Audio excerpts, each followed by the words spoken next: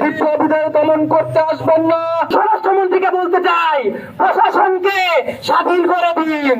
আপনাকে নাকে খড় দিয়ে এই বাংলাদেশ থেকে, এই মন্ত্রণালয় থেকে, দায়িত্ব থেকে পদত্যাগ করা উচিত। তদন্তের নিয়মে করতে হবে।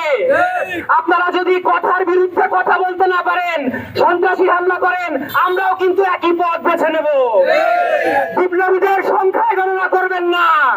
শহীদ শরীফ ওসমান হাদি মারা গিয়েছিল, তার জানাজায় আপনারা 14 লক্ষ লোক দেখেছেন। ইতিহাসে বিরল, এগুলো দেখবেন না। বিপ্লবীরা জন্মায়, বিপ্লবীরা রাজপথে থাকে, বিপ্লবীরা ইতিহাস গড়ে। সুতরাং স্বরাষ্ট্রমন্ত্রীকে বলতে চাই, প্রশাসনকে স্বাধীন করে দিন। 24 ঘন্টা পেরিয়ে গেলেন, শহীদ হবিগঞ্জের প্রশাসন এখন পর্যন্ত ওই সন্ত্রাসীদের ধরতে ব্যর্থ হয়েছে।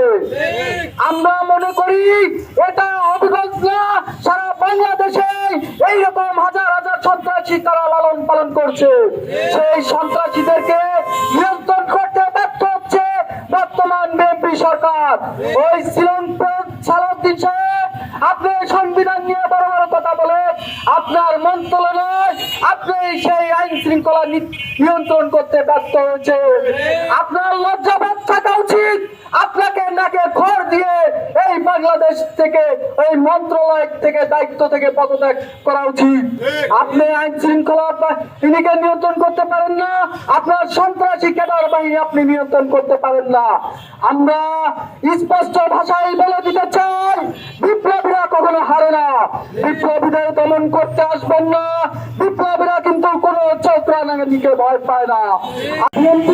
ছাত্রদল ও যুবদলকে আমি সন্ত্রাসকে আখ্যা দিতে চাই।